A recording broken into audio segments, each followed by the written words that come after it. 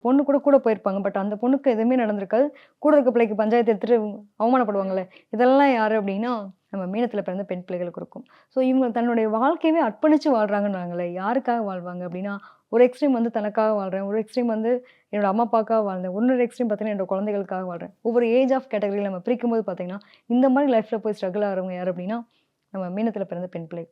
என்னோட குழந்தைய நல்லபடியா வளர்த்தா போதுங்க. அதுக்காக தான் நான் வாழ்ந்துட்டுருக்கேன். அம்மாவா நான் செய்ய வேண்டிய கடமைய செஞ்சுட்டேன்னா, ஓகே நான் ஹேப்பி. எனக்கு ஹஸ்பண்டா அவரு எனக்கு கரெக்ட்டா இல்ல. பயங்கரமா தண்ணி அடிச்சாரு. என்ன கஷ்டப்படுத்தினாரு, அடிச்சாரு. எல்லாத்தையும் பொறுத்துன்னு இருக்கேன். எனக்கும் என்னோட கௌரவம் எங்க அப்பா அப்படி வளர்த்துட்டாரு. சில பேர் தன்னுடைய குடும்பத்தினுடைய கௌரவம் சார்ந்த விஷயத்துக்காக தன்னை வந்து இதுவா போறவங்களும் உண்டு. நான் பார்த்த வரைக்கும் நெறைய வந்து ஒன்றுக்கு மேற்பட்ட திருமணம், அஃபையர், தேவையில்லா பஞ்சாயத்து, பேர் அவமானப்படுறது, இந்த மாரி விஷயங்கள்ல நெறைய பேர் லாக் ஆகுறாங்க. ஸோ அந்த விஷயத்த அவங்க ரொம்ப கேர்ஃபுல்லா பார்த்துக்கணும். ஏன்னா, சுக்கிரன் உச்சமடைஞ்சு புதன் நீச்சம் நம்பி ஏமாறுவாங்க. தமிழர்களின் number one choice Tamil matrimony.